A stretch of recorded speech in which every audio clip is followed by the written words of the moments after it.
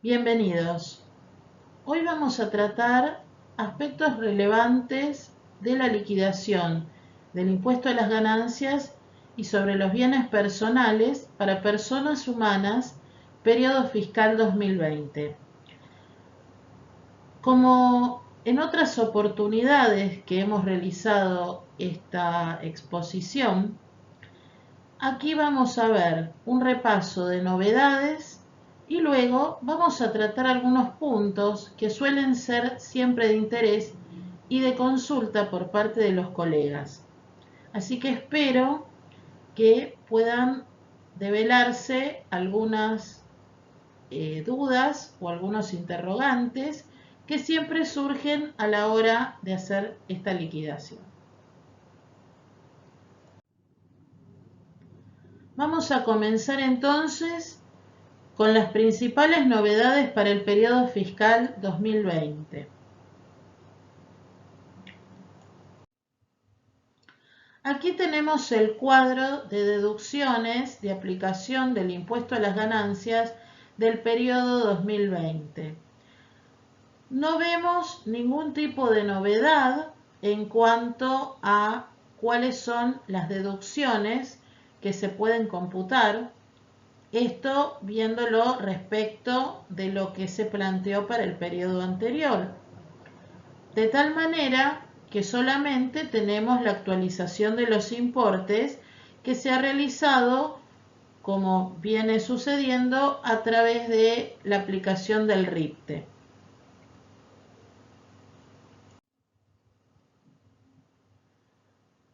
Sí tenemos una novedad que viene de la mano de la ley 27.541 y su modificatoria que justamente introduce este beneficio y que es la ley 27.562 en su artículo incorporado a continuación del artículo 17, trae como beneficio para los contribuyentes cumplidores ciertas cuestiones. La primera es la opción de computar una deducción especial adicional. Esta deducción especial adicional solamente se limita al cómputo que puedan realizar las personas humanas y sucesiones indivisas. La van a poder realizar únicamente por un periodo fiscal y el importe es el equivalente al 50% del previsto en el artículo 30, inciso A de la Ley de Impuesto a las Ganancias, es decir, el 50% de lo que es el importe de la ganancia no imponible. Si hacemos el cálculo de ese 50%, nos va a dar una suma de 61.930 pesos con 59 centavos. Recordemos que esta deducción no va a ser aplicable a empleados en relación de dependencia, jubilados, pensionados o retirados que tengan origen en el trabajo personal. Tampoco se va a aplicar a los consejeros de las cooperativas.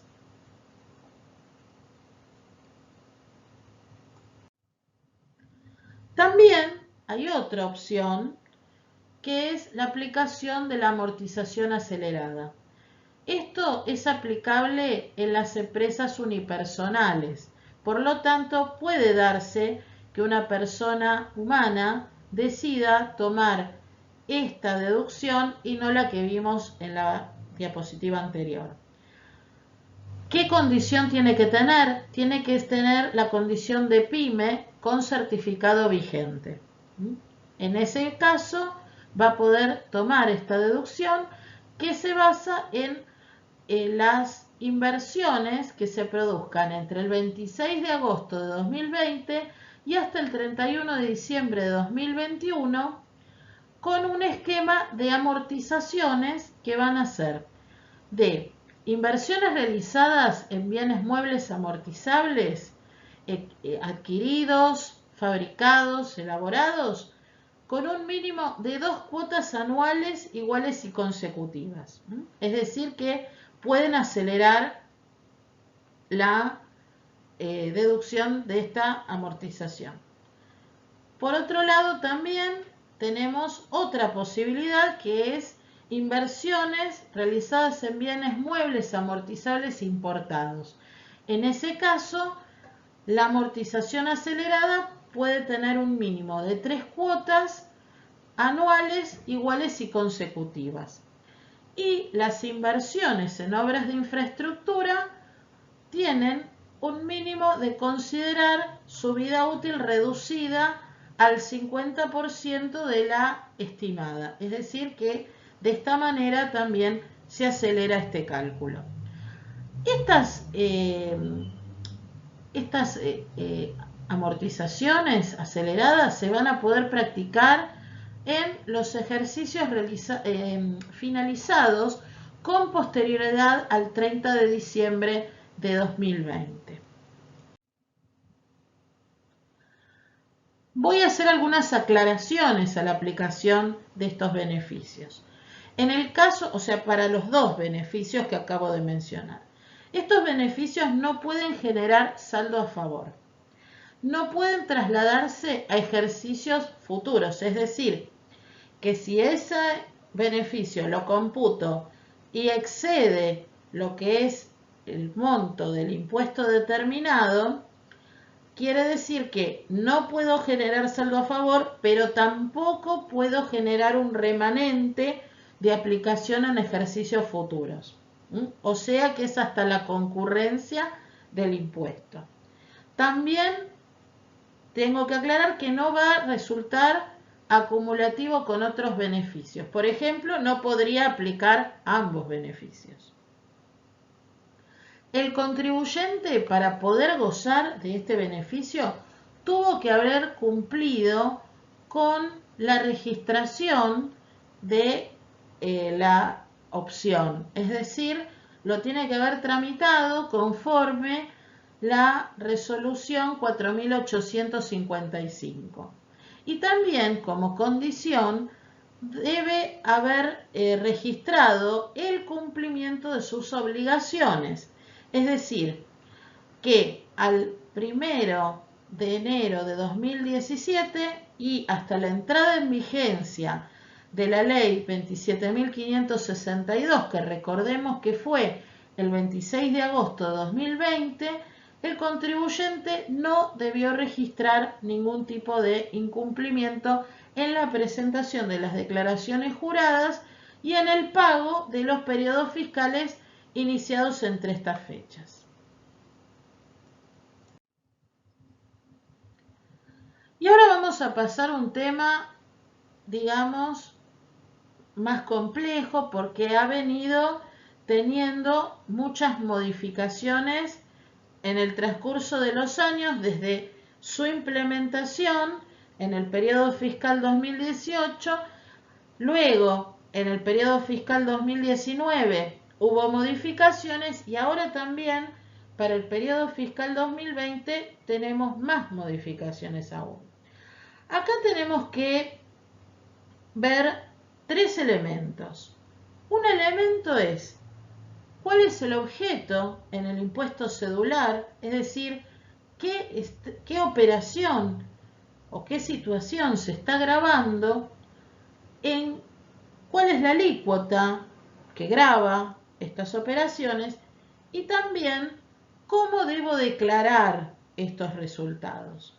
¿Por qué? Porque a lo largo de estos periodos fiscales en que se ha aplicado este impuesto cedular, esto ha ido variando. Es decir, ha ido variando su aplicación, ha ido variando en qué lugar o de qué forma o a través de qué declaración o aplicación, si queremos ser más prácticos, tengo que hacer la presentación. Entonces, me voy a referir únicamente a lo que quedó grabado dentro de lo que es la renta cedular. Quedó grabado acciones argentinas con cotización que se negocian a través de la Comisión Nacional de Valores, acciones argentinas con cotización no comercializada ante la Comisión Nacional de Valores, acciones argentinas sin cotización y ADR. En estos casos, lo que va a estar grabado por el impuesto cedular es el rendimiento. Pero, ¿de qué manera voy a tener que declarar esto en el impuesto? Lo voy a declarar a través del impuesto a las ganancias régimen general. Con lo cual, esto no va a ir por la aplicación web Impuesto Cedular, sino voy a ingresar al portal integrado Impuesto a las Ganancias, opción Régimen General. Esto lo vamos a tener grabado al 7%.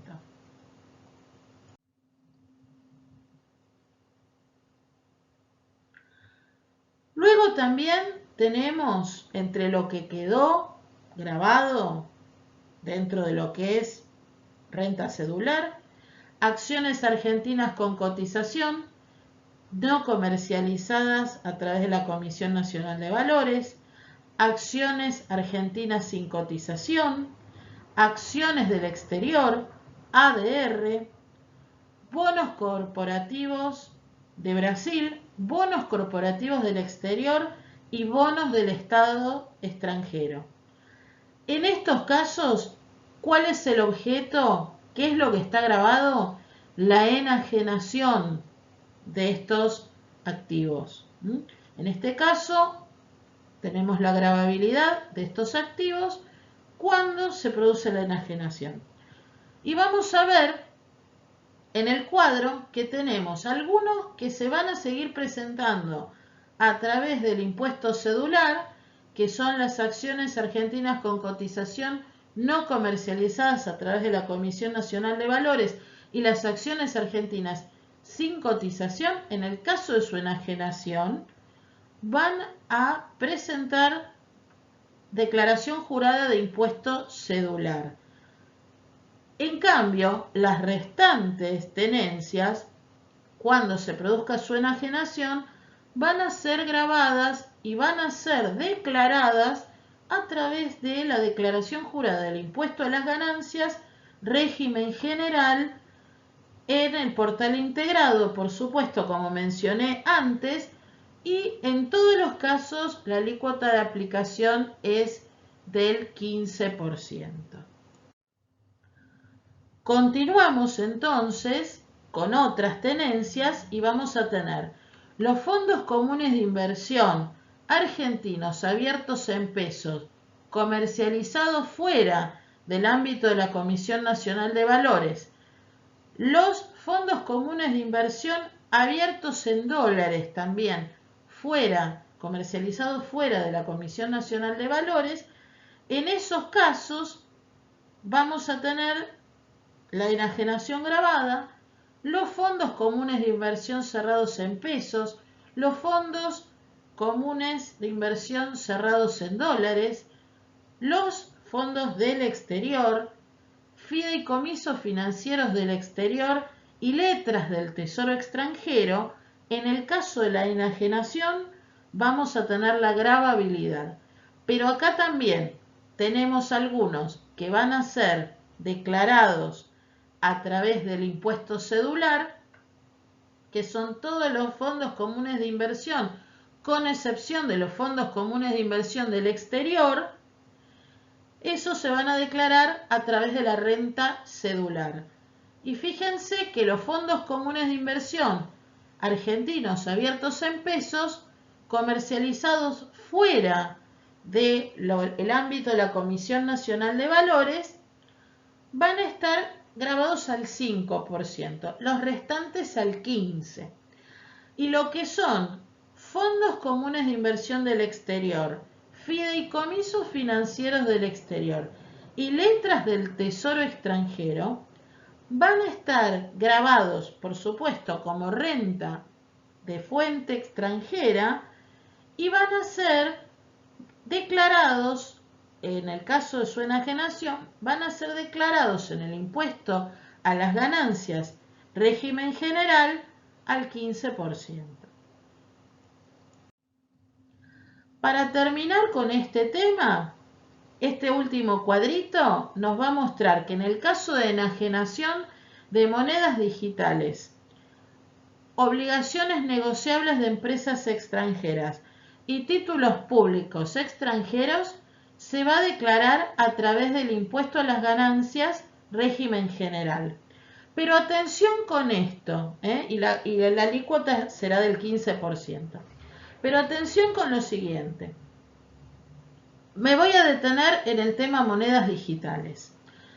Las monedas digitales, vamos a ver que hay dos consideraciones dentro de la doctrina. Es decir, pueden encontrar clasificaciones y configuraciones del esquema impositivo distintos. Es decir, está la postura, y es la que está dentro de este cuadro, existe la postura de considerar que la tenencia de monedas digitales es, en su enajenación, genera una renta de fuente extranjera y por lo tanto se debe declarar como tal en el impuesto a las ganancias, régimen general, grabada al 15%.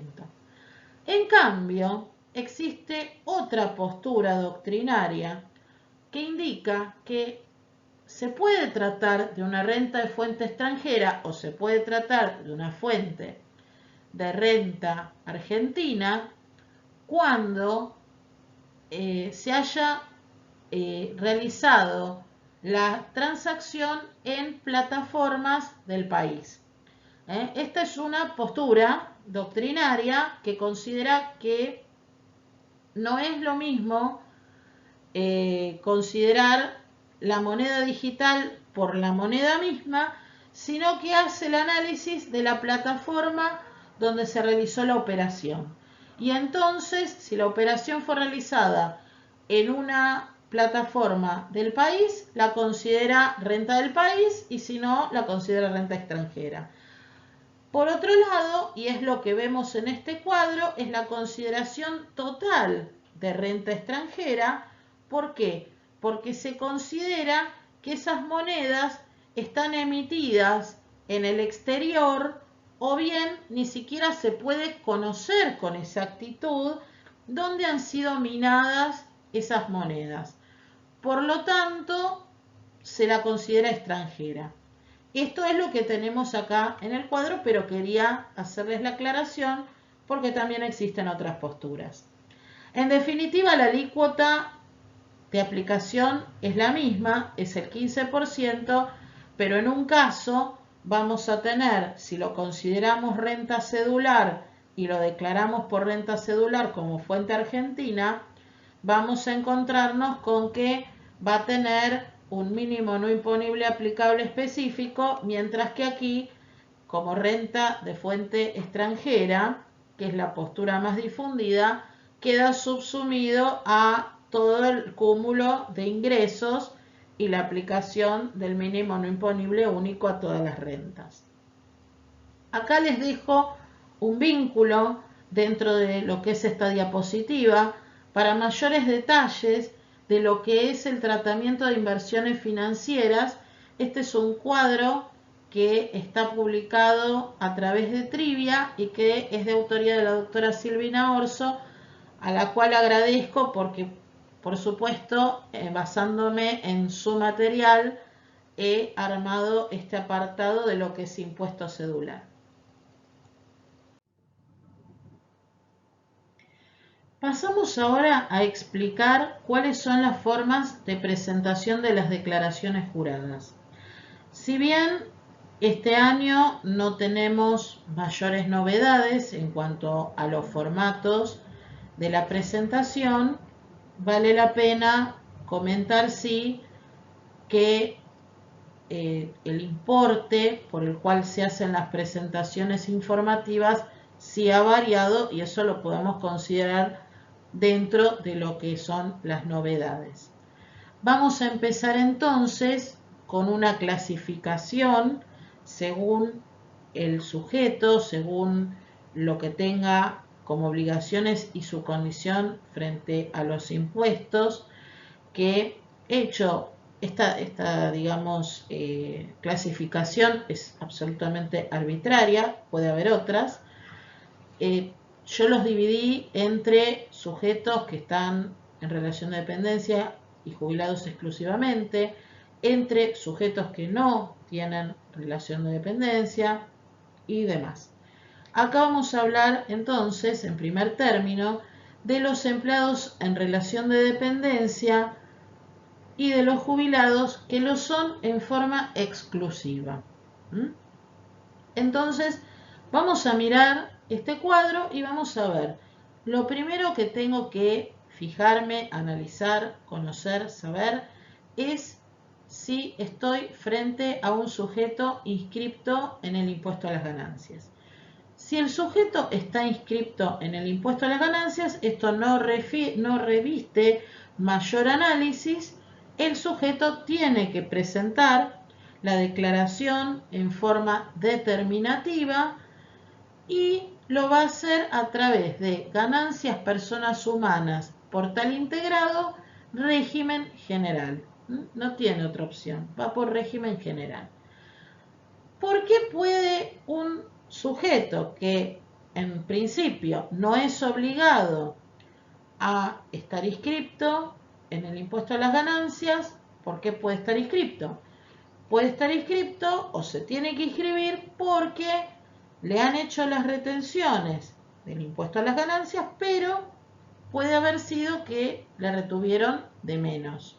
Entonces, si le retuvieron de menos, tiene impuesto a ingresar. Por lo tanto, la forma de cumplir con ese impuesto a ingresar es a través de la declaración jurada del régimen general. Por otro lado, si estoy frente a un sujeto que tiene saldo a favor, también tiene que cumplir la obligación de esta manera. Por otro lado, puede ocurrir también que en este periodo no esté sucediendo esto, pero que el sujeto ya se encuentre inscripto con anterioridad y no modificó su condición.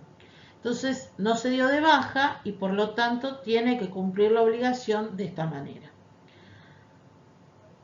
El vencimiento general, y este vencimiento general que voy a mencionar es para todos los casos en que se deba presentar la declaración jurada del impuesto a las ganancias con carácter determinativo, es desde el 10 de agosto hasta el 12 de agosto, ambas fechas inclusive, para lo que es presentación, y para el ingreso del impuesto es desde el 11 de agosto hasta el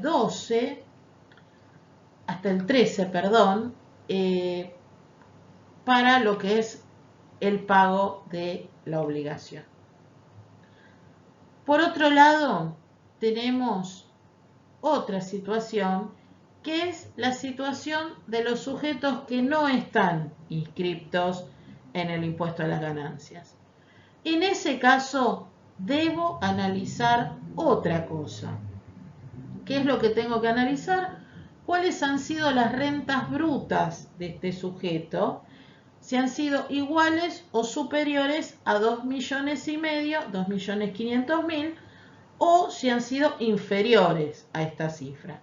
Si han sido superiores y, como dije antes, no está inscripto, no tiene saldo a favor, no tiene saldo a pagar, entonces la declaración jurada va a ser con carácter informativo y la va a poder presentar a opción a través del régimen general o bien a través del régimen simplificado.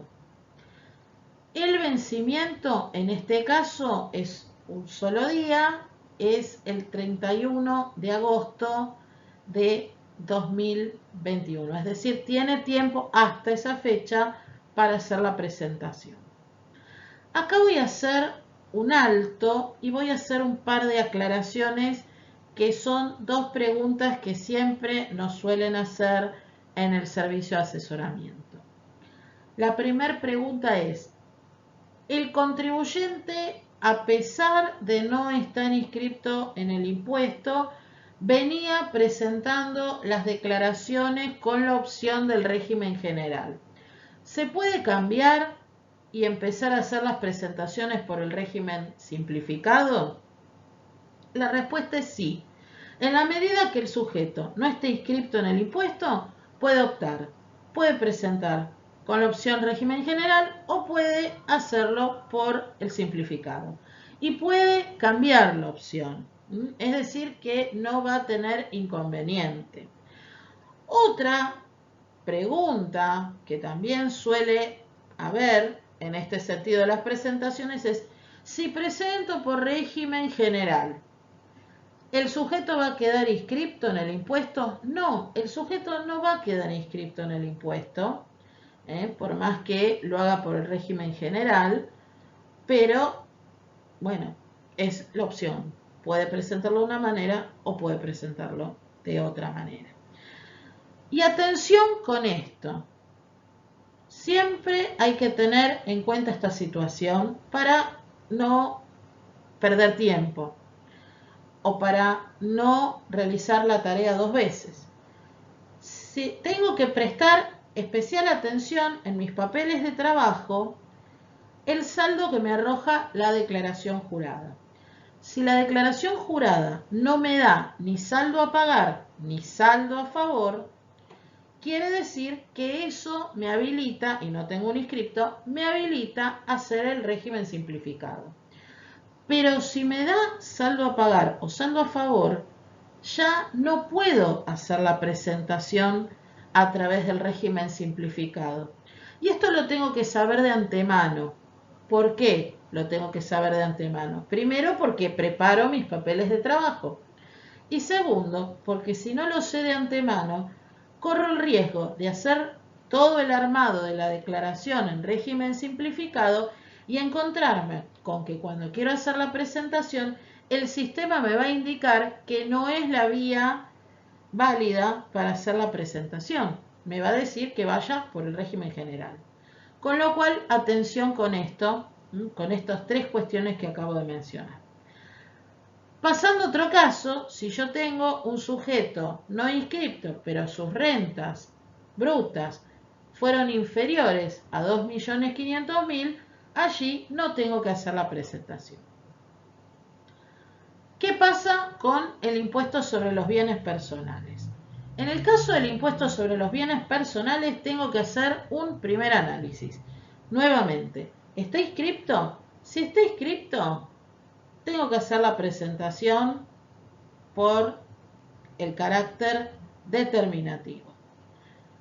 Si estoy frente a un sujeto que yo detecto que no está inscripto, pero que sus bienes grabados superan los 2 millones de pesos, entonces en ese caso el sujeto, más allá de cuál fuera su condición de empleado, autónomo, monotributista o lo que fuere, tiene que presentar bienes personales. ¿Por qué? Porque tiene bienes grabados que superan 2 millones de pesos. Con independencia de cuál es su actividad, si tiene actividad o cómo desarrolla la misma. Entonces, en este caso, se hace la presentación con carácter determinativo a través del servicio Bienes Personales Web y va a tener los mismos vencimientos que mencioné antes, para la presentación del 10 al 12 de agosto y para el ingreso al impuesto del 11 al 13 de agosto respectivamente, siempre considerando la terminación de la cuenta.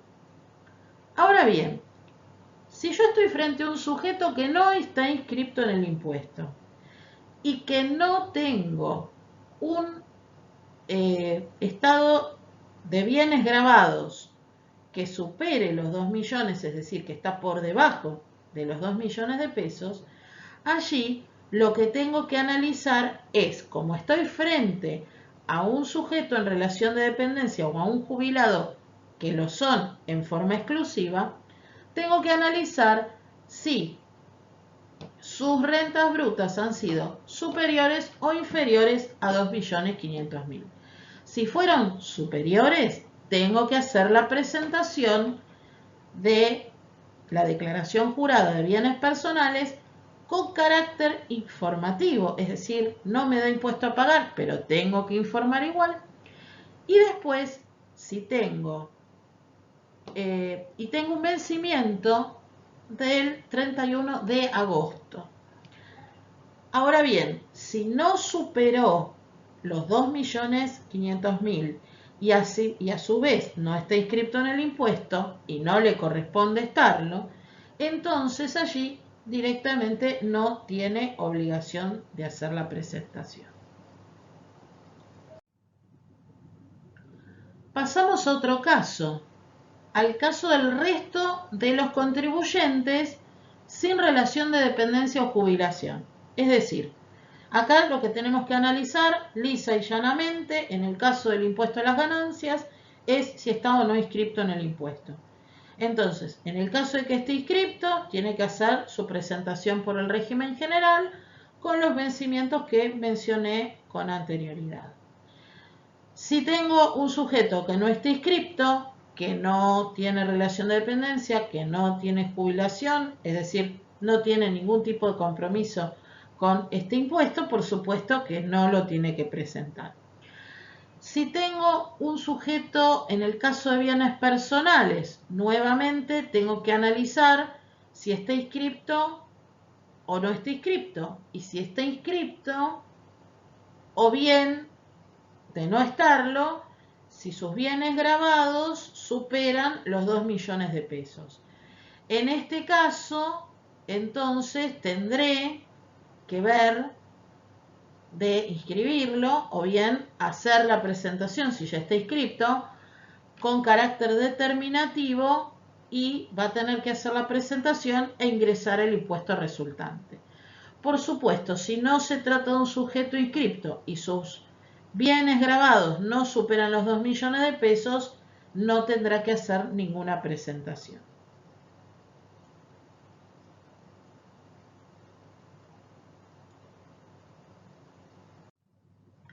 Pasamos ahora al resto de los contribuyentes con rentas de cualquier categoría y con relación de dependencia. O sea, acá tenemos los dos casos mezclados. Entonces, ¿qué tengo que observar? Bueno, si el sujeto está inscripto o debe inscribirse por realizar actividades gravadas, tiene que presentar la declaración jurada del impuesto a las ganancias. Y esta presentación del impuesto a las ganancias va a estar, por supuesto, realizada a través del régimen general, con los vencimientos que mencioné con anterioridad, del 10 al 12 de agosto para la presentación y del 11 al 13 de agosto para lo que es el pago. En este caso no reviste mayor análisis, simplemente si está inscripto o debe inscribirse por las actividades que realiza, por supuesto que en lo referente a relación de dependencia o jubilación, recordemos que son ingresos gravados y por lo tanto también deberá incorporarlos dentro de lo que es la determinación impositiva, dentro de la cuarta categoría. Pasando a lo que es bienes personales, en este caso, lo que va a suceder también, ¿qué es lo que tengo que analizar? Tengo que analizar si el sujeto está inscripto o bien si sus ingresos han, sus bienes gravados han o no superado los 2 millones de pesos. Si los bienes gravados superan los 2 millones de pesos, por supuesto, le va a dar impuesto a pagar y si está inscripto, por supuesto, tiene que hacer la presentación. Si el sujeto no está inscripto y no superó los 2 millones de pesos en bienes personales, acá lo que tengo sí que analizar es cuáles han sido los ingresos en relación de dependencia. Entonces, si en relación de dependencia superó los 2.500.000, tiene que hacer la presentación con carácter informativo, pero igual la tiene que hacer. Y su vencimiento, como dije anteriormente, para las informativas es el 31 de agosto. En cambio, en lo referente a ingresos inferiores a 2,5 millones de pesos, el sujeto, como no tiene el patrimonio gravado para hacer la presentación de bienes personales y no tiene los ingresos que se lo exigen, no tiene que hacer presentación. Finalmente, tenemos el caso de los responsables sustitutos. Recordemos que en este caso solo me refiero a bienes personales. ¿Por qué me refiero solo a bienes personales? Porque en lo referido al impuesto a las ganancias no hay declaración jurada de los beneficiarios del exterior, sino que el ingreso se produce a través de un régimen de retención en la fuente. Pero en cambio, bienes personales se presenta a través de una declaración jurada que presenta al responsable sustituto con su propio número de quit, pero referido al establecimiento que corresponde al sujeto residente en el exterior.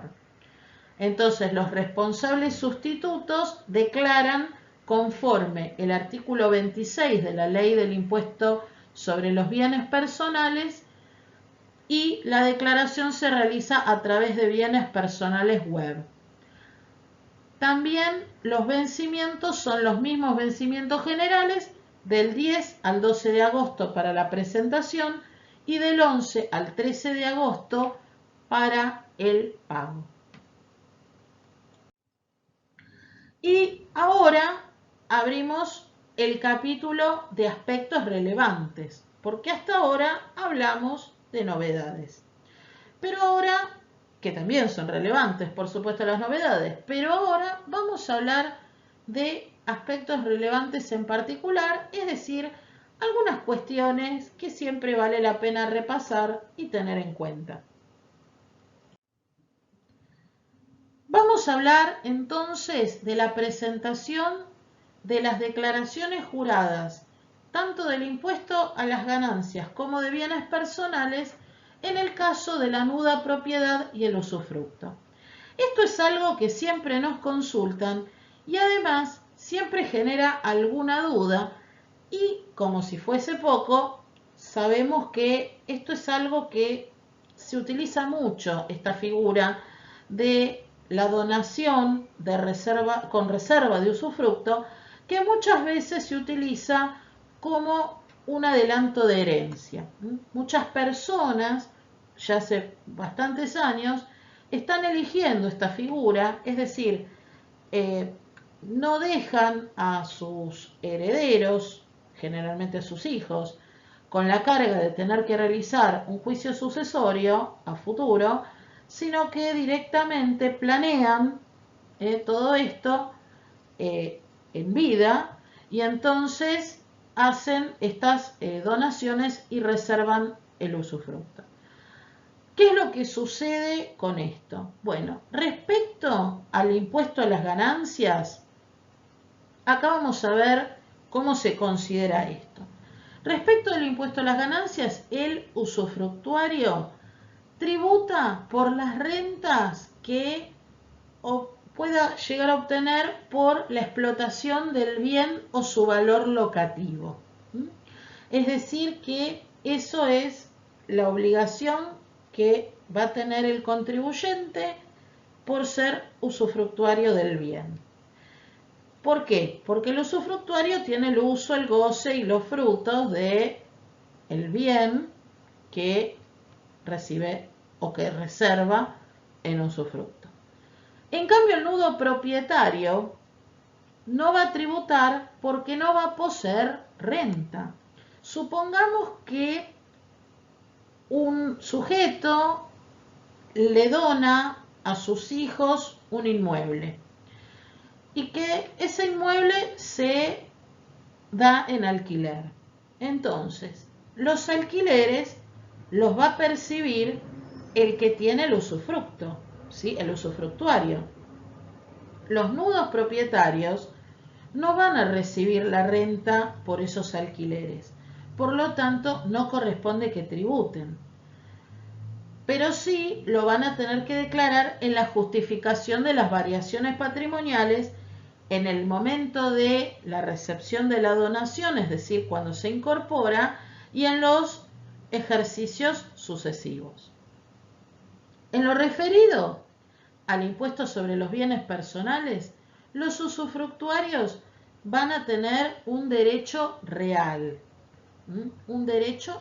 y la base imponible se va a calcular según el artículo 22, inciso A, en el caso de que estemos hablando de un inmueble, que es lo más frecuente.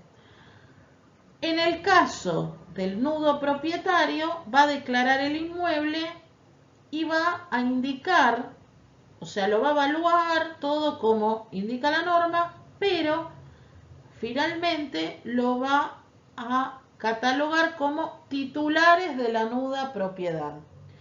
De esta manera va a generar el efecto de que no va a quedar grabado dentro de la declaración de bienes personales.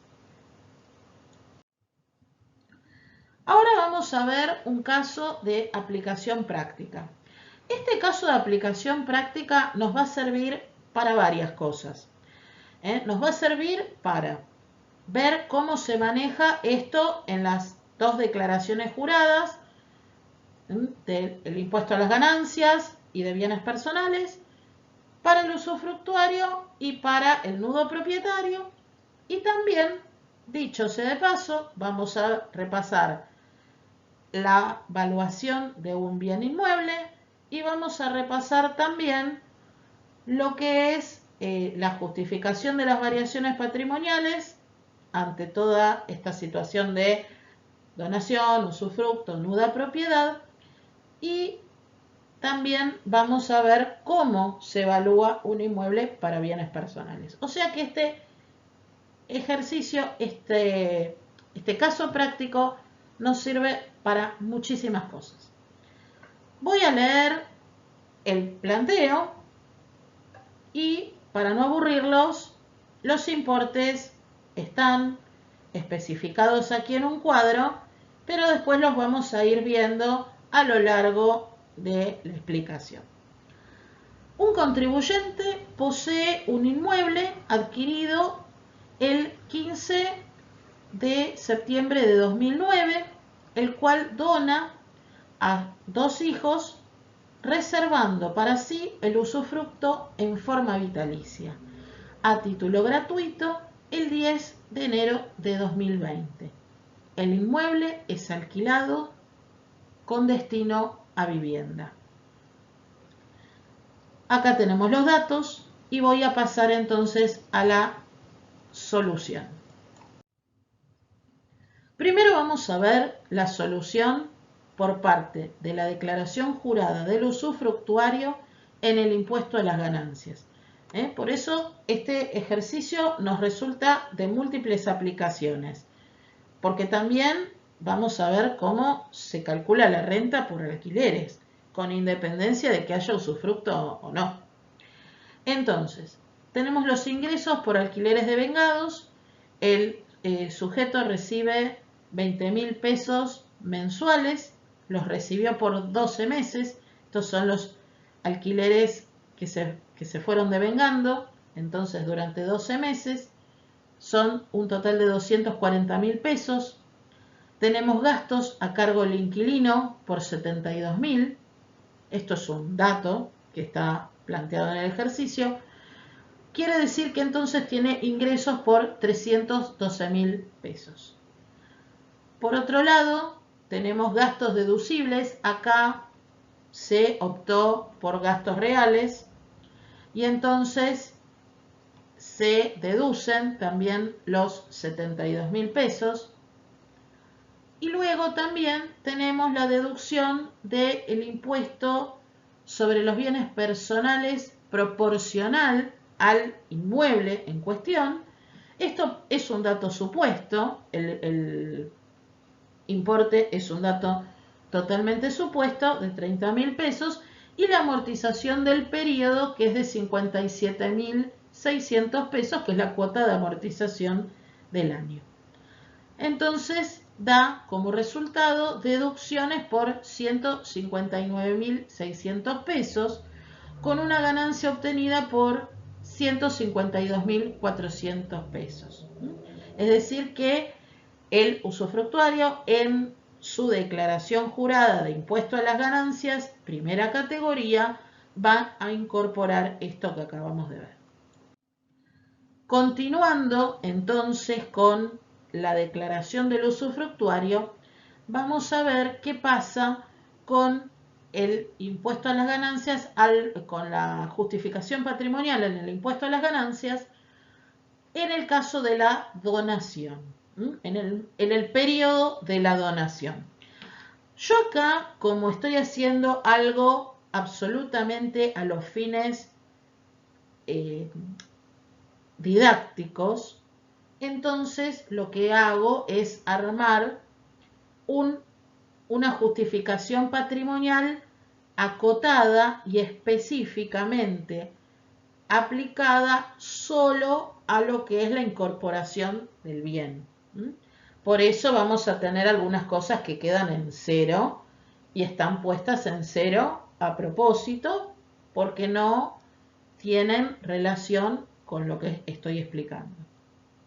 Entonces, nosotros vamos a tener un patrimonio neto al inicio, en columna 2, por 3.600.000, que es el valor del inmueble, el valor de adquisición del inmueble. Por supuesto, este valor de adquisición del inmueble valuado conforme la resolución general DGI 2527, que es la que contiene las normas de evaluación a los efectos de elaborar el cuadro de justificación patrimonial. Por supuesto, acá se coloca como único bien el inmueble. ¿Por qué? Porque es lo que queremos ver. Entonces, al inicio del ejercicio, el usufructuario era el propietario del bien. Entonces, por columna 2, tiene declarado al inicio el inmueble. Ahora bien, ¿qué es lo que sucede luego? Luego, en el transcurso del año 2020, realizó la donación. Por lo tanto, el inmueble salió de su patrimonio y se convirtió en otra cosa que vamos a ver después, pero lo que nos indica es que queda en cero el patrimonio al cierre. Por supuesto, esto es totalmente a los fines didácticos. Seguramente otro bien, por mínimo que sea, puede tener el sujeto. Entonces, ese bien sale del patrimonio. Queda ese rubro en cero. Ahora bien, ¿qué es lo que va a suceder después? Yo no consideré resultado del periodo porque no estamos analizando eso. Sí consideré la justificación patrimonial que ahora voy a explicar y tampoco consideré monto consumido porque tampoco estamos analizando esto. Simplemente estamos analizando cómo muestro la donación. Entonces tengo aquí la justificación patrimonial. Cuando voy a la aplicación web me voy a encontrar con que hay un gran rubro que es otros conceptos que no justifican erogaciones y aumentos patrimoniales, y allí hay una opción que es la opción donaciones y o disposiciones de fondos o bienes a favor de terceros, incluidos fideicomisos, trust o similares. Entonces, en ese punto específico, yo tengo que declarar estos 3.600.000 por columna 1 para justificar la salida del patrimonio al cierre de este inmueble sin recibir contraprestación alguna. Porque si yo tuviese contraprestación, entonces, por ejemplo, tendría un ingreso de caja. Y si tendría un ingreso de caja, va el patrimonio al cierre. Pero acá no. Acá, si me permiten la expresión, el inmueble desaparece del patrimonio. Entonces, y no recibo nada a cambio. Entonces, como no recibo nada a cambio, queda en cero y esto tiene que mostrarse a través de la justificación. Vamos ahora a ver qué pasa con el impuesto sobre los bienes personales. Siempre hablamos del usufructuario. En este caso vamos a hacer la determinación de la base imponible. Que esta determinación de base imponible, por más que estemos hablando de un usufructuario, es la determinación de base imponible que vamos a hacer con cualquier inmueble para bienes personales. Entonces, tenemos el terreno, tenemos el edificio, vamos a dividir. Acá es el clásico 80%, 20%. Sabemos que lo que es amortizable es el edificio. Entonces, vamos a discriminar entre terreno y edificio y vamos a calcular la cuota de amortización y la amortización acumulada referida solamente a lo que es edificio.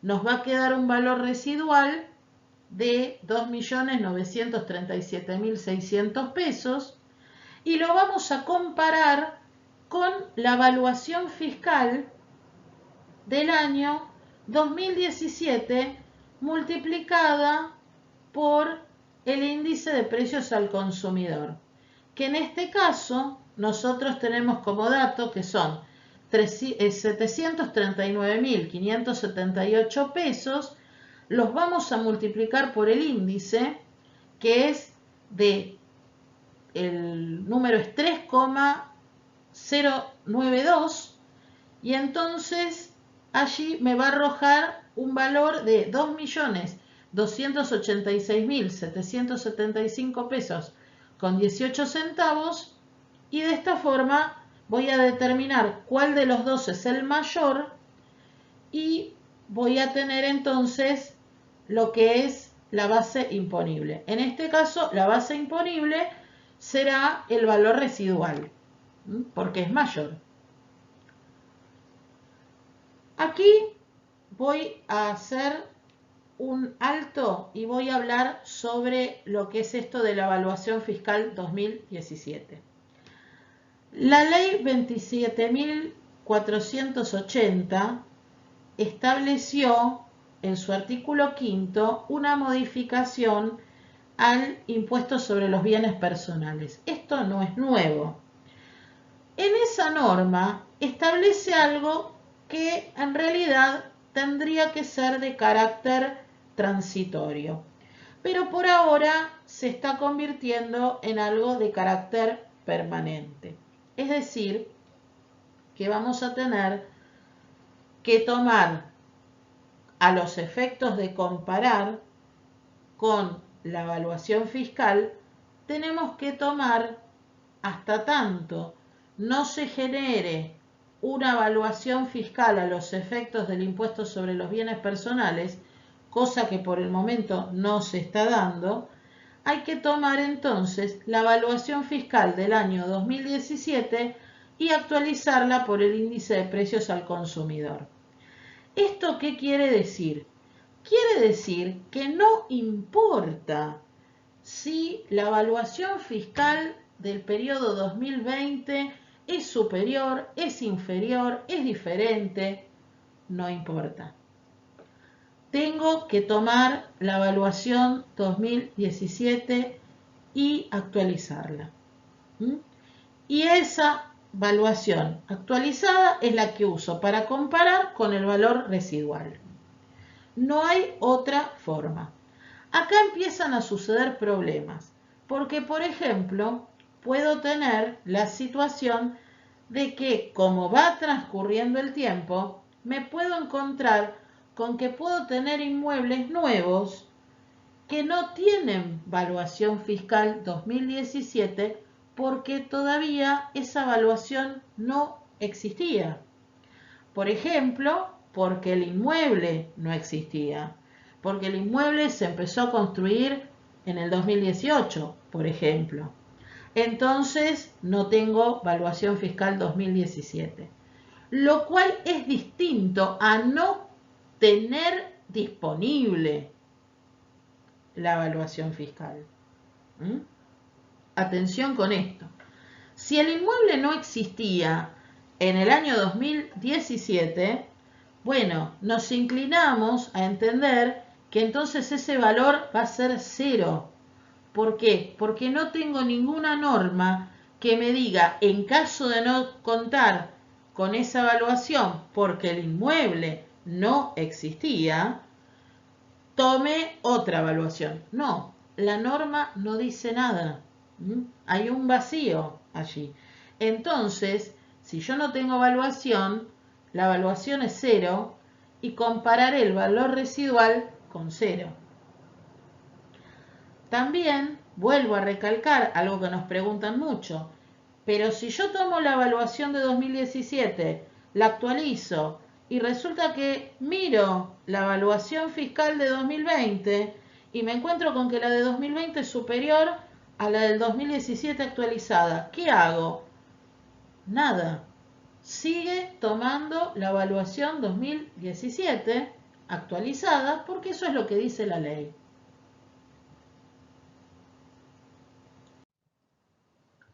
Ahora pasamos a ver el tema, pero desde el punto de vista del nudo propietario. Vamos a ver qué sucede con el impuesto a las ganancias. En el caso del impuesto a las ganancias, vamos a ver lo que se reflejaría en la justificación patrimonial cuando se recepciona una donación. Entonces, en este caso, nuevamente con el mismo criterio como mostré el caso del usufructuario, acá solamente voy a mostrar el ingreso de la donación. Entonces, en el patrimonio neto al inicio no tenemos el inmueble. Aquí sí, en el patrimonio neto al cierre vamos a tener el inmueble. Por supuesto, como dije, resultado del ejercicio no vamos a colocar porque no viene al caso de la explicación. Justificación patrimonial sí, porque justamente yo tengo un ingreso al patrimonio y ese ingreso al patrimonio para mí representa un resultado de tipo positivo, pero que no está considerado grabado dentro de lo que es el impuesto a las ganancias. Por lo tanto, no está en el resultado, pero sí va a aparecer dentro del rubro bienes recibidos por herencia, legado o donación en lo que es la declaración jurada y tengo que colocar si es herencia, legado o donación y voy a especificar en este caso que es donación. Y de esta manera se refleja la recepción de la donación. Es decir, esto es la contrapartida de lo que vimos hace un rato con el caso del usufructuario. El nudo propietario en bienes personales, como dije antes, va a declarar el bien. El bien lo va a colocar como inmueble y va a indicar en el rubro situación frente al impuesto la opción titulares de la nuda propiedad. Y ahora vamos a ver algunas consideraciones sobre la evaluación de inmuebles, porque esto siempre trae dudas, consultas. Entonces voy a hacer un apartado sobre este asunto. Vamos a ver en el impuesto a las ganancias. Para comenzar, debo decir que la evaluación que se refleja dentro de lo que es el impuesto a las ganancias, para poder reflejar la presencia del inmueble, es a través de las normas de evaluación de la Resolución General DGI 2527 o 2527 del año 1985. Esta norma entonces tiene las normas de evaluación que debemos considerar para el armado del patrimonio al inicio y al cierre para lo que es la justificación patrimonial. Que nos dice que los inmuebles adquiridos hasta el 31 de diciembre de 1945 se evalúan con la evaluación fiscal a esa fecha, mientras que los adquiridos con posterioridad al 1 de enero de 1946 se deben evaluar a su valor de compra más los gastos en que se haya incurrido. Respecto de la evaluación en bienes personales, vamos a mencionar que los bienes adquiridos, construidos en construcción y las mejoras se evalúan conforme el artículo 22, inciso A de la Ley de Bienes Personales.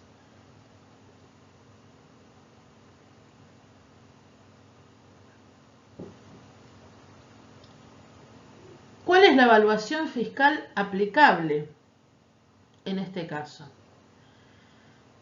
En este caso, recordemos que la Ley 27.480 estableció en su artículo 5 que se va a determinar a través de un organismo creado a tales efectos cuál es la evaluación a aplicar. Pero ¿qué es lo que sucede? Ese organismo, si bien fue creado, por el momento no ha arrojado ninguna evaluación fiscal. Entonces la norma que mencioné nos aclara que hasta tanto no se establezcan las normas y la determinación de estos importes, se debe tomar la evaluación fiscal del año 2017 actualizada por el índice de precios al consumidor, que es lo que vimos en el caso práctico. Ahora bien, voy a hacer algunas aclaraciones sobre este punto. Para empezar, esta norma, cuando se dictó con un carácter que no era permanente. Es decir, se dictó con un carácter transitorio que hasta tanto no se dispusiera de la evaluación, se iba a utilizar la evaluación fiscal del año 2017. Pero la realidad es que esta transitoriedad normativa se está haciendo permanente. Entonces, ¿qué sucede? Lo que sucede es que se empiezan a generar problemas y dudas con esta que está establecido en este artículo 5. ¿Por qué? Porque primero me puedo encontrar, por ejemplo, con que se empiezan a generar dudas. Veo la evaluación fiscal 2017 actualizada y miro la evaluación fiscal 2020 y observo que la evaluación fiscal 2020 supera a la evaluación 2017 actualizada. Entonces, ¿qué debo hacer? La duda siempre es la misma. ¿Tengo que tomar la de 2020 porque es superior? La respuesta es no. ¿Por qué no? Porque la norma, porque la ley no me dice que tengo que tomar otra evaluación alternativa. La norma me dice que tengo que tomar el año 2017 actualizado. Entonces, por más que la evaluación del periodo fiscal que estoy declarando sea superior, no la debo tomar. Y no la debo tomar porque la ley me dice que tome otro importe. También, el transcurso del tiempo trae aparejada otra situación, que es la siguiente. Me puedo encontrar con que el inmueble en el 2017 no existía. Entonces, tampoco existe evaluación fiscal. Bueno, aquí también se generan dudas porque hay un vacío normativo. no me dice, bueno, en el caso de que el inmueble no existiera, tome tal valor. No, la norma me dice que tome el valor del año 2017 actualizado. Es lo único que me dice.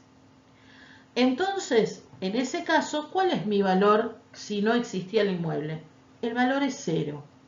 Por lo tanto, entendemos que allí se debería consignar como valor 0 y comparar el valor residual con mi evaluación, que es 0, mi evaluación fiscal. Por otro lado, también tengo otra situación. Esta situación es, el inmueble no era de mi propiedad en el año 2017, pero el inmueble existía. Es decir, compro, por ejemplo, un inmueble usado y existe la evaluación del 2017, pero el inmueble no era de mi propiedad. Bueno, en ese caso no hay problema, porque esa evaluación fiscal la puedo llegar a conseguir. ¿Cómo? Con las boletas del impuesto inmobiliario que me puede haber provisto el propietario anterior. Puedo recurrir a rentas de la jurisdicción donde me encuentre, o bien, por ejemplo, hay fiscos que ponen a disposición las valuaciones, como por ejemplo la Ciudad de Buenos Aires, que ingresando con clave ciudad de cualquier contribuyente, es decir, no es necesario que sea la clave ciudad del propietario. Cualquiera que tenga clave ciudad ingresa al área certificados valuatorios, ingresa el número de partida y obtiene el certificado evaluatorio con la evaluación fiscal del inmueble en el año 2017. También en provincia de Buenos Aires tenemos también la posibilidad de ingresar y hacer una consulta de las valuaciones fiscales en ARBA, en la página de ARBA. Otra cosa que también tenemos que tener en cuenta en cuanto a la evaluación de los inmuebles es la deducción del capital adeudado para la adquisición de vivienda. En ese caso, recordemos que el capital que yo adeudo se deduce y se deduce tanto de la evaluación fiscal como de la evaluación que queda con el valor residual. Agrego también a esto el tema de la exención hasta 18 millones que existe para lo que son las viviendas únicas. Recordemos que también está eso, pero hasta que yo arribo a la evaluación total tengo todos estos ingredientes que considerar. Y si tengo un inmueble que no es la casa habitación, por supuesto no tengo la exención y tampoco tengo la deducción del capital adeudado para su adquisición si es que hubiese utilizado una hipoteca.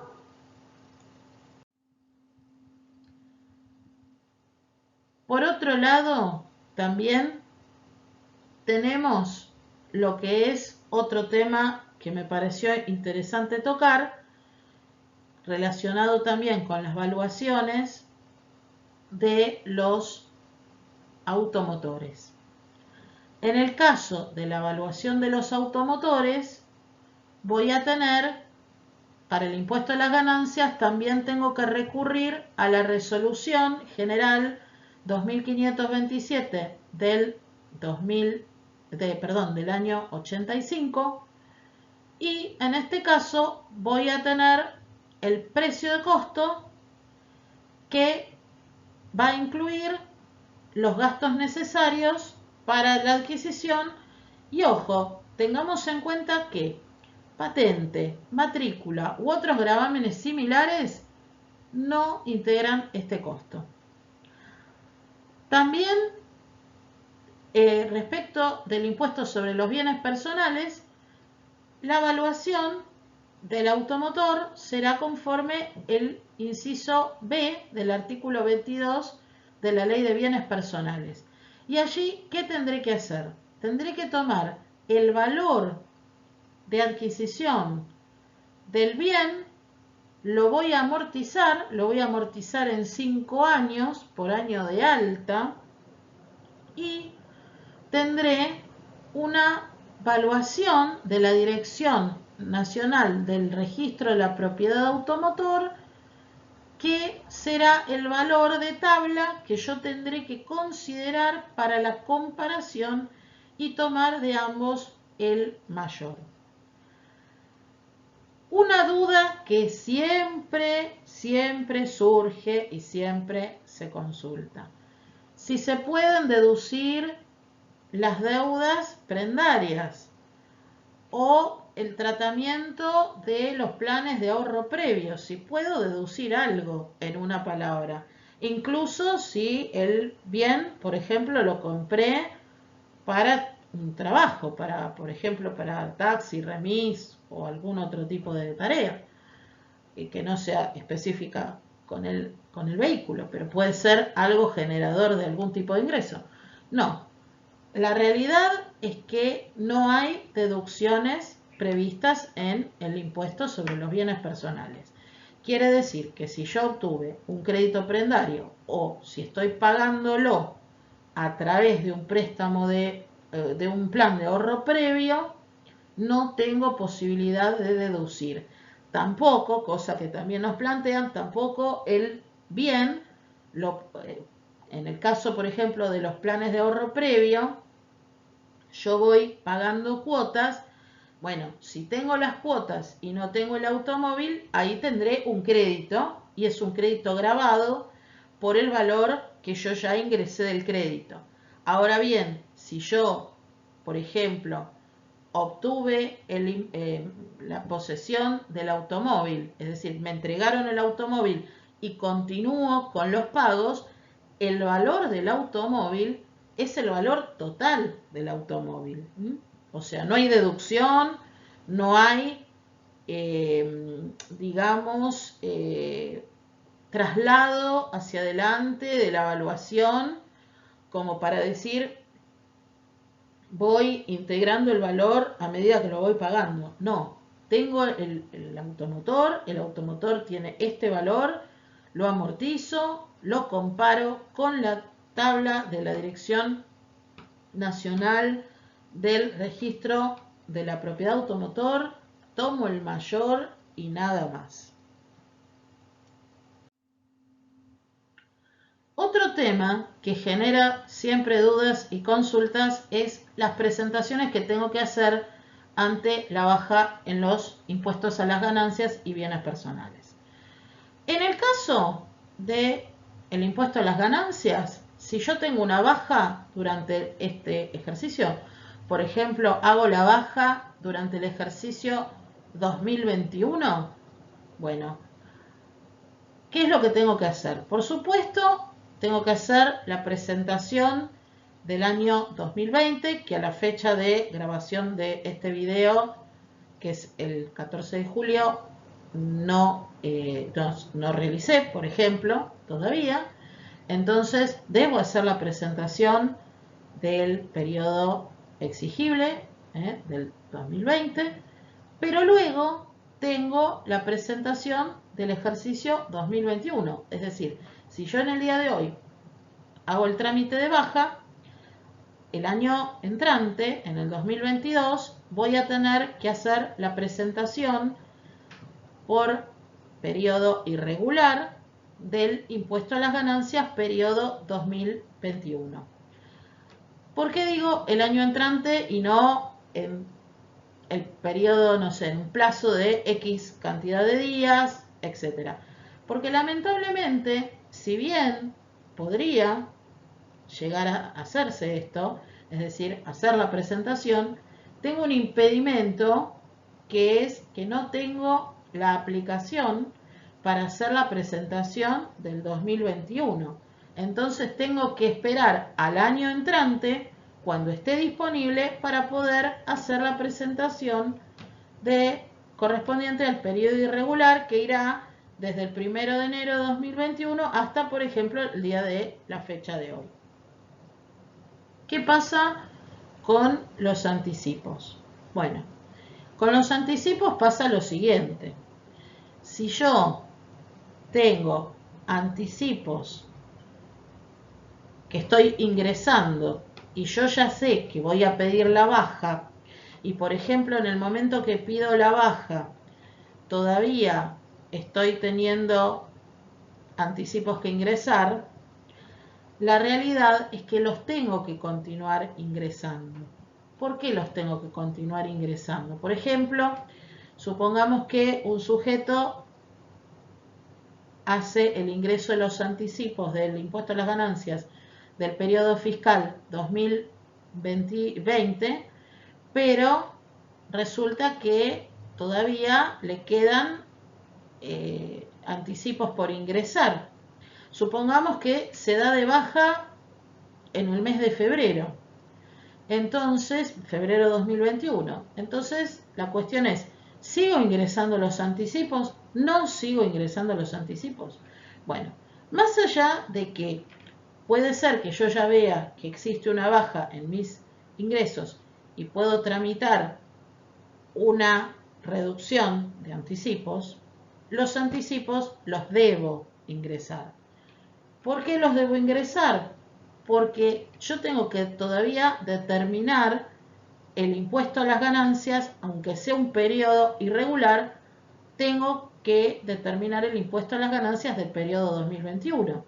Con lo cual puedo generar materia imponible y puede ser entonces que aún todavía esos anticipos sean y son el adelanto del impuesto que tengo que ingresar por 2021. Por otro lado, ¿qué ocurre si perdí la residencia? Bueno, en ese caso, si perdí la residencia, me tengo que dar de baja en el impuesto a las ganancias. Y después, el tratamiento de qué presentaciones y hasta cuándo las debo realizar es exactamente lo mismo que expliqué con el caso de la baja definitiva. Ahora bien, ¿qué sucede con las rentas que yo puedo llegar a seguir produciendo aún siendo un sujeto residente en el exterior? En ese caso me convierto en lo que se denomina un beneficiario del exterior y por lo tanto, si soy un beneficiario del exterior, lo que tendré que hacer es ingresar el impuesto. ¿De qué forma? A través de lo que se llama, ya no hago declaraciones juradas, se hace a través de lo que es la retención en la fuente. Es decir, que el sujeto con el cual yo realicé, por ejemplo, una prestación que me generó esta ganancia, me va a retener. Si no es un sujeto que esté en condiciones de poder afrontar un régimen de retención, por ejemplo, yo hago alquileres y esos alquileres, por ejemplo, si alquilo una oficina a una empresa, la empresa me puede retener. En cambio, si yo en vez de alquilar una oficina, alquilo, por ejemplo, una vivienda, el inquilino reviste la condición de consumidor final.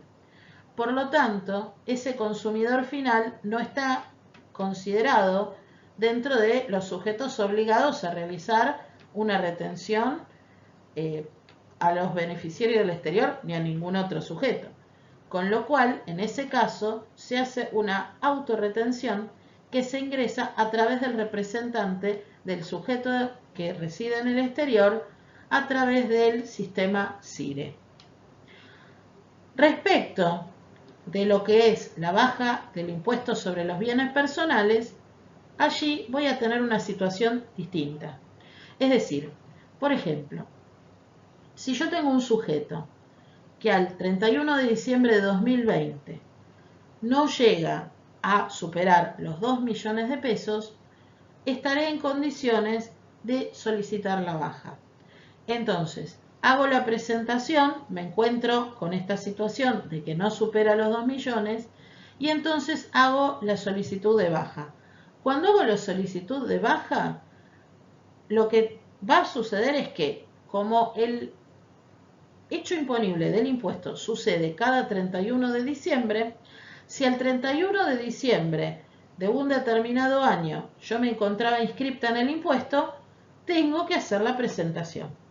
Ahora bien, si por ejemplo ahora, en el mes de julio, yo me doy cuenta que no voy a tener obligación de presentar bienes personales por el año 2021, porque no voy a superar los bienes grabados de 2 millones, entonces en ese caso pido la baja, tramito la baja, y en ese caso, como al 31 de diciembre de 2021 no voy a estar inscripta en el impuesto y no voy a tener materia imponible grabada suficiente, entonces directamente ya no voy a presentar la declaración jurada, porque ya no estoy inscripta y porque no reúno las condiciones.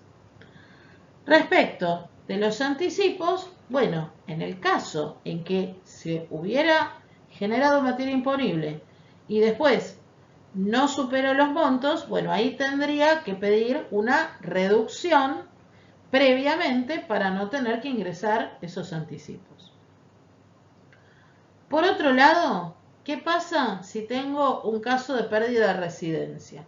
Si tengo un caso de pérdida de residencia, deberé tramitar la baja y entonces, si tengo bienes en el país, bienes grabados en el país, tendré que tributar a través de un responsable sustituto, como mencioné en las filminas anteriores, cuando comenté lo de los vencimientos, y entonces en ese caso se hace la presentación a través del responsable sustituto, que va a presentar, con independencia de su propia declaración jurada, va a presentar otra declaración jurada que será en sustitución con el número de establecimiento del contribuyente que está residiendo en el exterior.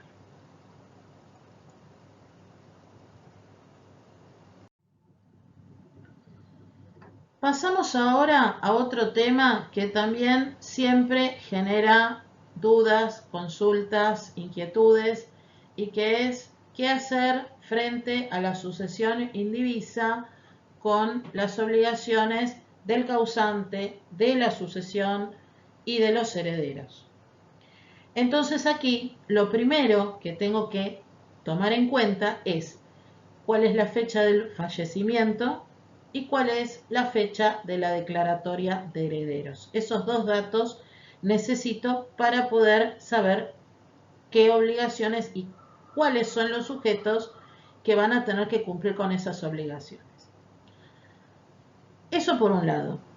Y por el otro lado, tengo que ver también qué impuestos van a persistir luego del fallecimiento.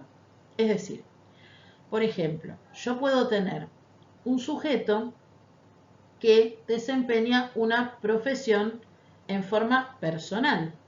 Entonces, ese profesional no va a poder, por supuesto, continuar la actividad en cabeza de sus herederos. ¿Por qué? Porque el profesional era el causante, no los herederos. Por otro lado, también puede pasar que pueda haber una subsistencia, en estos casos, de la sucesión indivisa en el impuesto a las ganancias, me estoy refiriendo, porque de pronto el sujeto tenía créditos por prestaciones de servicios, por ejemplo, que había realizado y que no había percibido, y entonces en ese caso, digamos que por esos créditos pendientes, por supuesto, debe continuar a través de la sucesión indivisa la responsabilidad sobre el impuesto a las ganancias. Caso contrario, se da simplemente de baja porque ya no hay continuación en la sucesión. Pero, ¿qué es lo que sucede si yo tengo, por ejemplo, alguien que fallece y que tenía alquileres? Entonces, renta por alquileres. Entonces, esa renta por alquileres continúa porque los contratos continúan vigentes. Entonces, en ese caso, se establece la responsabilidad en el impuesto a las ganancias en cabeza de la sucesión indivisa y continúa con la sucesión indivisa. ¿Qué pasa con bienes personales? Con bienes personales sucede que una vez que fallece el causante, también tengo que ver si hay bienes grabados que generen la obligación de continuar con el impuesto sobre los bienes personales, o bien, por ejemplo, como vimos hace un rato, puede ser que el causante haya reservado el usufructo sobre bienes que donó y entonces su composición patrimonial gravada puede llegar a variar y puede quedar fuera de la obligación. Entonces también estas cosas hay que observarlas. Otra cosa que hay que hacer es tramitar la vinculación de la clave fiscal en cabeza del responsable por deuda ajena, que podrá ser él o la cónyuge o podrán ser los hijos del causante, y esto se tramita a través de la resolución 3713, que en este momento, si bien la norma habla de presentarse con la documentación en la agencia, se puede realizar a través de presentaciones digitales. Vamos ahora a ver un caso ejemplo en el cual continúa con el impuesto a las ganancias y continúa con bienes personales, como para ver el panorama completo. Acá tenemos un caso de un fallecimiento ocurrido el 30 de abril de 2020 y una declaratoria de herederos dictada el 15 de febrero de 2021. Entonces, ¿qué va a suceder? El causante era responsable del impuesto a las ganancias, entonces la declaración jurada se va a presentar en cabeza del causante hasta la fecha del fallecimiento, es decir, hasta el 30 de abril de 2020. A partir de allí tendrá la declaración de ganancias en cabeza de la sucesión indivisa por las rentas que obtenga hasta el 31 de diciembre de 2020. En el ejemplo, continúa la sucesión indivisa relacionada con el impuesto a las ganancias hasta el 15 de febrero, fecha de 2021, fecha en que se dicta la declaratoria de herederos, y allí finiquita entonces la sucesión indivisa. A partir de allí, entonces, el impuesto a las ganancias recae en cabeza de los herederos. Luego, respecto de bienes personales, ¿qué es lo que tengo que observar? Tengo que observar qué pasa al 31 de diciembre de cada año. Entonces, al 31 de diciembre de 2020 está vigente como sujeto la sucesión indivisa y por lo tanto se presenta solo la declaración jurada de bienes personales en cabeza de la sucesión indivisa. Al 31 de diciembre de 2021, ¿qué vamos a tener? Ahí ya vamos a tener sucedida la declaratoria de herederos. Por lo tanto, como ya esto sucedió, los bienes se declaran en cabeza de los herederos al año siguiente.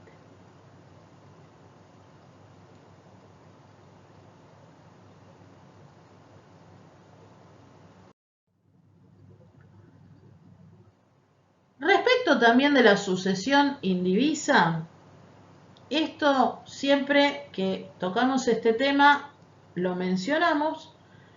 Esto es una respuesta dada dentro del ámbito del espacio consultivo AFIP Consejo Profesional, grupo de enlace, en la reunión del mes de junio de 2016, donde se respondió sobre los créditos impositivos que suceden entre la sucesión indivisa y los herederos.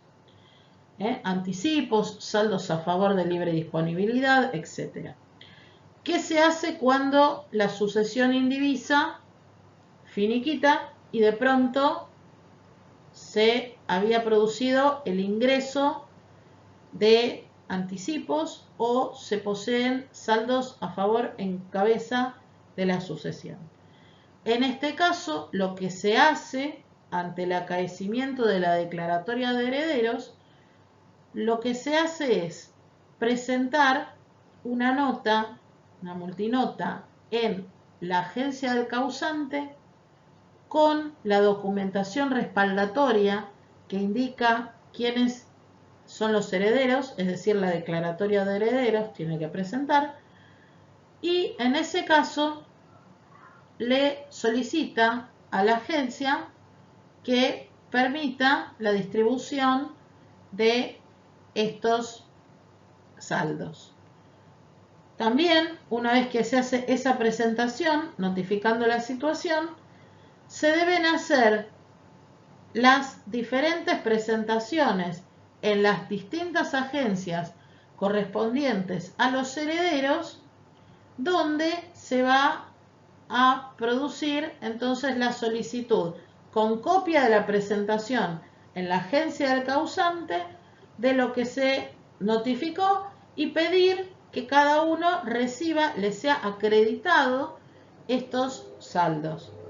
En este momento, por supuesto, la presentación se puede realizar a través del sistema presentaciones digitales.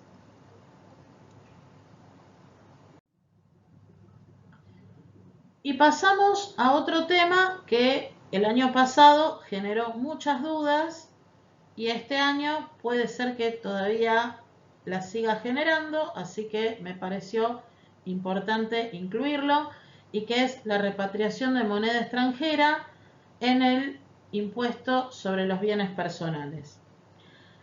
¿Qué es la repatriación? Es el ingreso hasta el 31 de marzo del año siguiente al cual se está generando la liquidación de tenencias de moneda extranjera que se poseían en el exterior, o bien el producido de la realización de activos financieros pertenecientes a personas humanas y sucesiones indivisas domiciliadas y radicadas en el país. Es decir, ¿cuáles son las consecuencias? Si yo realizo la repatriación, voy a tener una alícuota única a escala, en la escala del artículo 25 del impuesto sobre los bienes personales, y si decido no realizar la repatriación, voy a tener alícuotas diferenciales.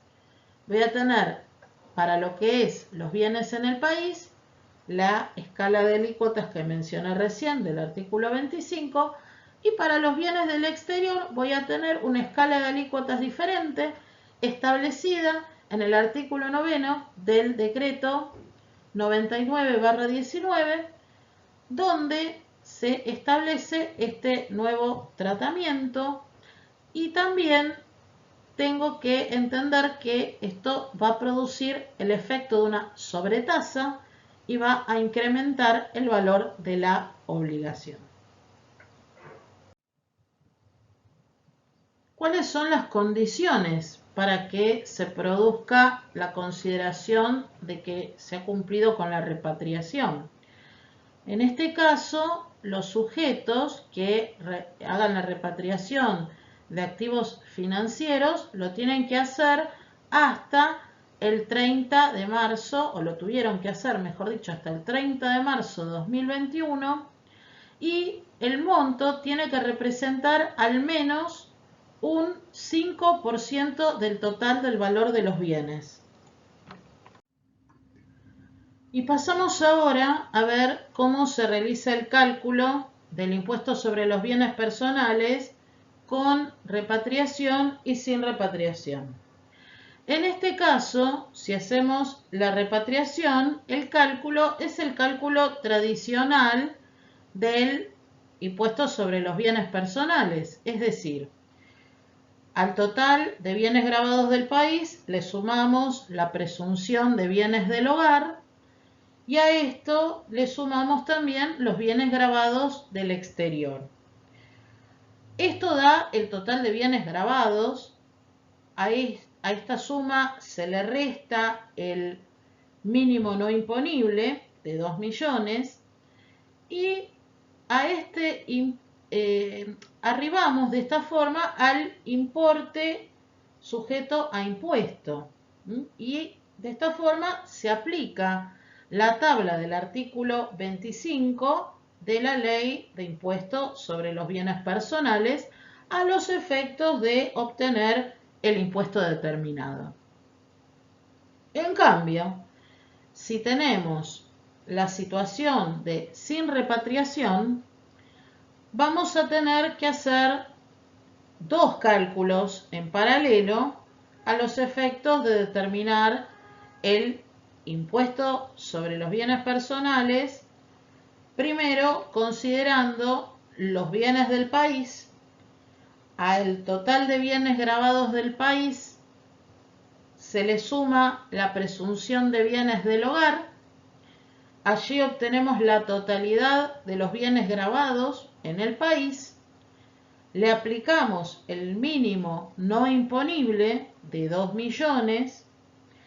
Si quedara un remanente, ese remanente lo reservamos para lo que es bienes en el exterior.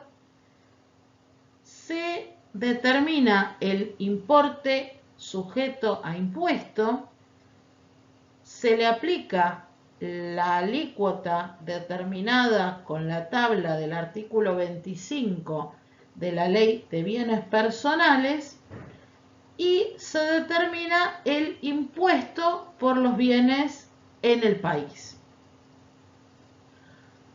Luego hacemos el cálculo respecto de los bienes en el exterior. Tomamos el total de bienes en el país y cuando digo total de bienes en el país incluyo también los bienes exentos, ¿sí? Entonces, tomo ese total de bienes en el país, le sumo el total de bienes en el exterior, ¿sí? Y obtengo el total de bienes. O sea, todos los bienes, en una palabra. Así, con este total, determino la alícuota conforme la tabla del artículo 9 del decreto 99/19.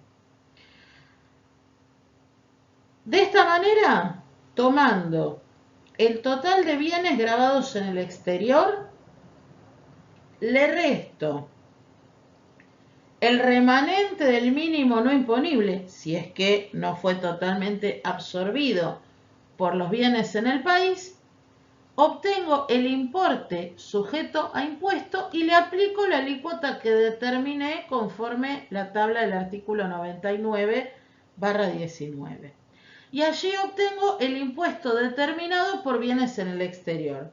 De la suma del impuesto determinado por bienes en el país más el impuesto determinado por bienes en el exterior, voy a tener entonces determinado el impuesto sobre los bienes gravados totales del contribuyente. Y de esta forma realizó el cálculo.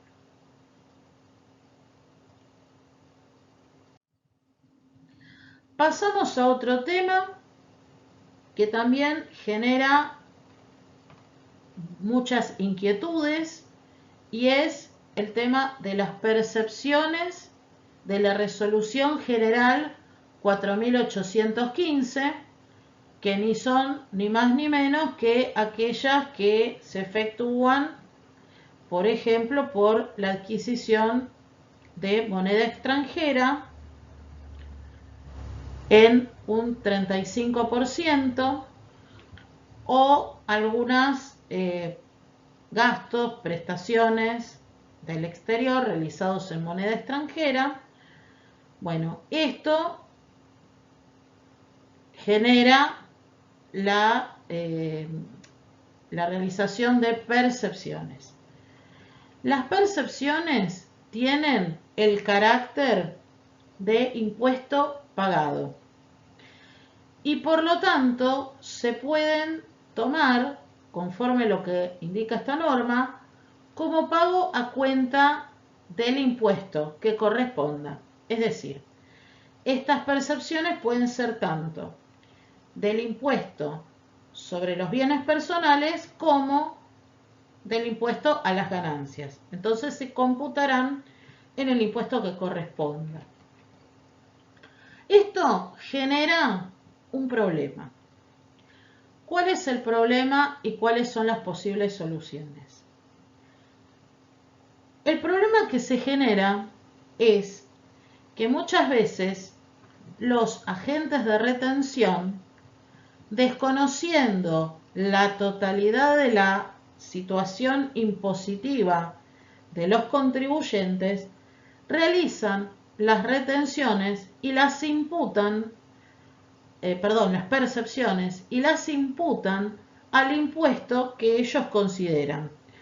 Es decir, que podemos tener sujetos que, por un lado, les hacen retenciones del impuesto sobre los bienes personales porque el agente de percepción considera que es un monotributista y que como a los monotributistas se les debe realizar, según esta norma, percepciones del impuesto sobre los bienes personales, puede ocurrir que este contribuyente a su vez sea empleado en relación de dependencia, por ejemplo, y que entonces tenga forma de computar las percepciones en ganancias, pero de pronto no es contribuyente de bienes personales.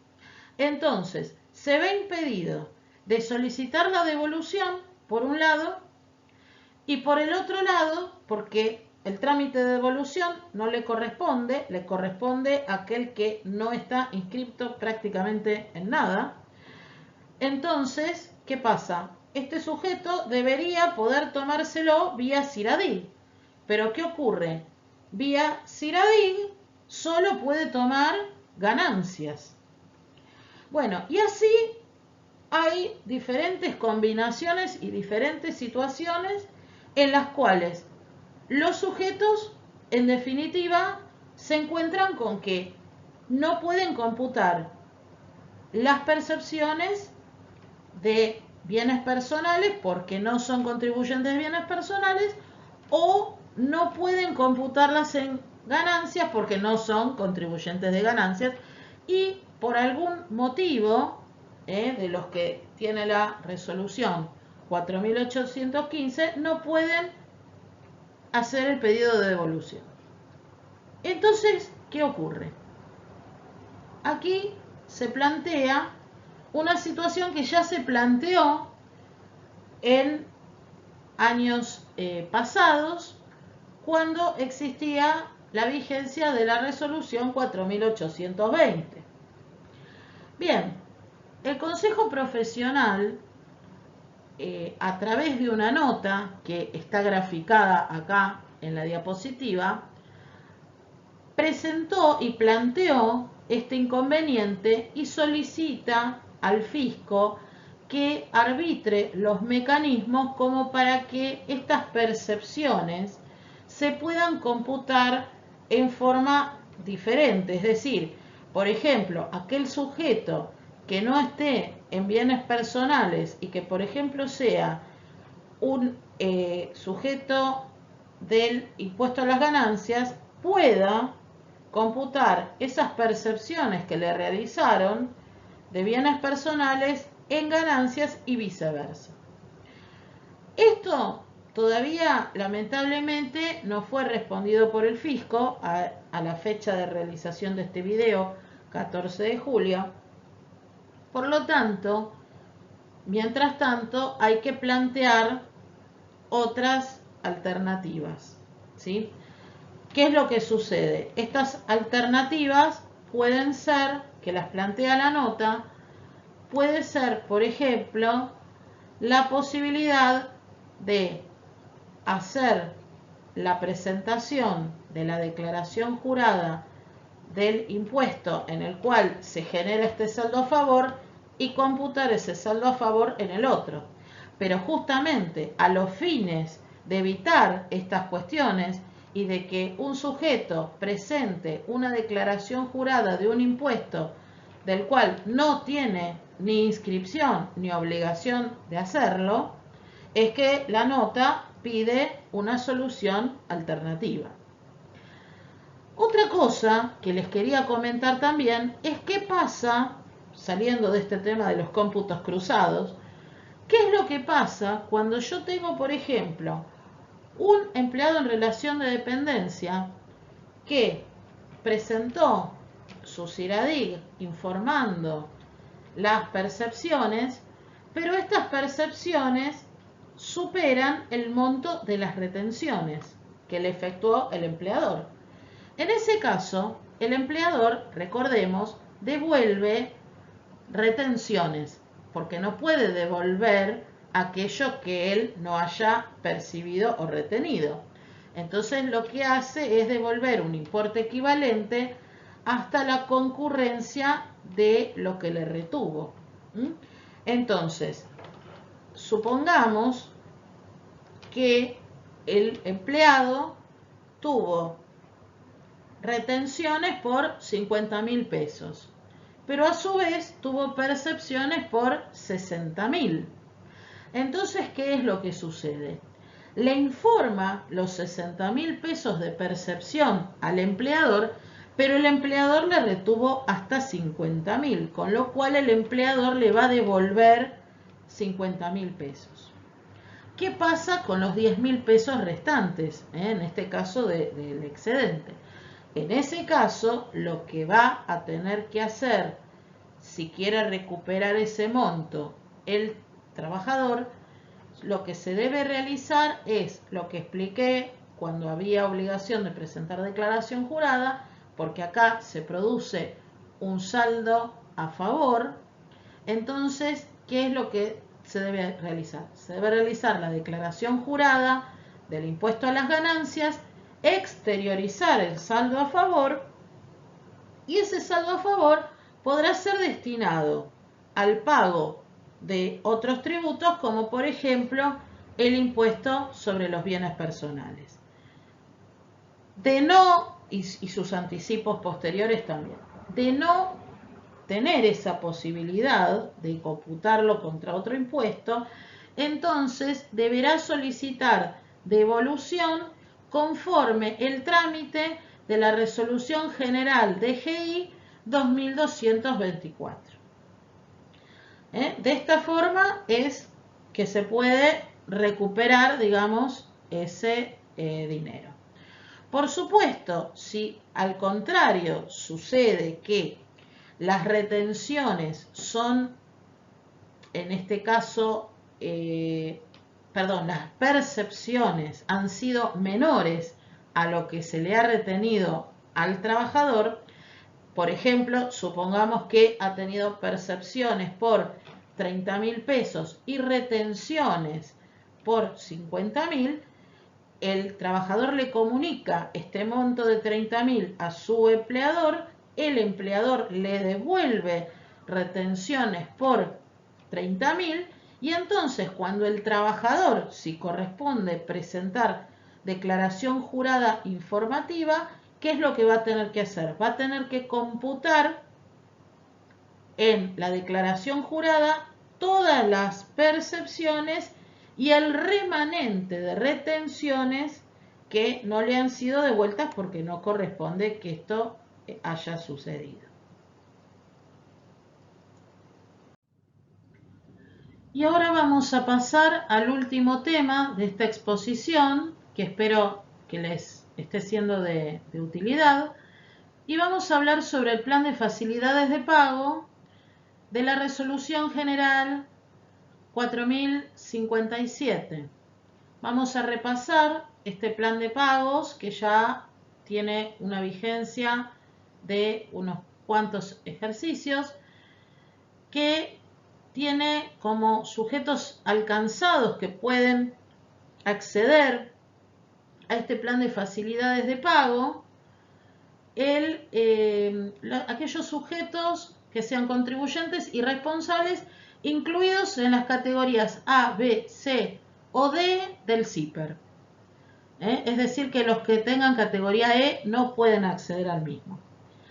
El plazo en que está disponible el plan, recordemos que es desde el primer día del mes del vencimiento de la obligación hasta el último día del mes siguiente. Es decir, que en este caso, como tenemos un vencimiento fijado en agosto, el mismo va a comenzar a estar disponible, entendemos que a partir del 1 de agosto, y estará disponible hasta el último día de septiembre. De no mediar ninguna modificación en el esquema de vencimientos, ¿no? También debemos considerar que los conceptos que están admitidos son el impuesto a las ganancias, bienes personales, excepto bienes personales, acciones y participaciones, los intereses resarcitorios que se generen por estas obligaciones y las multas del artículo 38 de la ley 11.683, es decir, por la multa automática por falta de presentación de declaraciones juradas. Las declaraciones originales y rectificativas que se presenten dentro de este plazo, y en tanto no se hubieran solicitado este plan, serán posibles de financiar. Es decir, solamente puedo presentar el plan una vez. Si rectifico, ya lo que resulte de esa rectificativa no puede ser incluido en otro de estos planes. Las condiciones del plan, entonces, serán, según la categoría de CIPER, habrá diferentes porcentajes de pago a cuenta que van desde el 25% hasta el 50%, y también va a variar según la condición de CIPER. Cuando el CIPER represente menor riesgo habrá mayor cantidad de cuotas, y cuando represente mayor riesgo habrá menor cantidad, es decir, irá de 3 a 1 cuota. Quiere decir que las financiaciones son 0, 30, 60 y 90 días hasta 0 a 30 días. Esos son los extremos. El monto del pago a cuenta y de cada cuota debe ser igual o superior a 1.000 pesos. Y se va a admitir un único plan por cada obligación, es decir, por impuesto, periodo fiscal y establecimiento. Quiere decir que si presento, por ejemplo, mi propia declaración jurada de bienes personales y la declaración jurada como responsable sustituto, acá se cumple que tengo impuesto, periodo fiscal y establecimiento. Como tengo 2 establecimientos, ahí puedo hacer 2 presentaciones. Pero no puedo, por ejemplo, rectificar mi declaración jurada y pretender financiar el saldo resultante de la rectificativa con un nuevo plan. El contribuyente, para poder acceder a este plan, además de todas estas condiciones, tiene que haber presentado previamente la declaración jurada. La adhesión, como se hace últimamente, es a través del servicio Mis Facilidades. Las cuotas, como ya estamos acostumbrados, se ingresan a partir del día 16 del mes siguiente al que se realizó la adhesión. Recordemos que el pago a cuenta se debe realizar en el momento de la consolidación del plan, es inminente, el plazo terminante, y si me queda alguna cuota sin poder afrontar el día 16, por ejemplo, falta de saldo disponible, el día 26, con los intereses correspondientes, el fisco volverá a enviar el débito a la institución bancaria para que se efectúe el pago. Si tampoco se pudo efectuar el pago, entonces se puede realizar la rehabilitación para el día 12 del mes siguiente en el que ésta se efectúa, o bien el pago a través de volante electrónico de pago.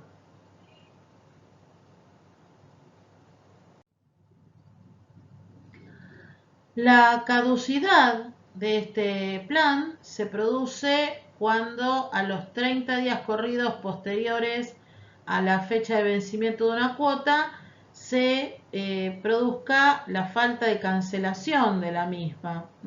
Por supuesto, como este es un plan cortito, la caducidad también se produce prontamente. Esto se va a informar a través del servicio iVentanilla, y la AFIP a partir de ese momento podrá iniciar las acciones judiciales que correspondan en procura del cobro, por supuesto. También, al producirse la caducidad, los contribuyentes pueden cancelar o deben cancelar el saldo a través de transferencia electrónica de fondos, y el saldo pendiente se va a poder visualizar en mis facilidades en el seguimiento de la presentación en la sección impresiones. Y de este modo finaliza esta actividad. Les agradezco la atención. También agradezco a las autoridades del Consejo Profesional la posibilidad de llegar a ustedes. También a mis compañeros asesores del área tributaria, que sin su colaboración estas actividades no son posibles. Y por supuesto les recuerdo que cualquier duda, consulta, siempre está a disposición nuestro servicio de asesoramiento, donde pueden volcar todas las consultas que tengan sobre lo que hemos comentado aquí o sobre otras inquietudes que puedan presentarse. Muchas gracias, será hasta una próxima oportunidad.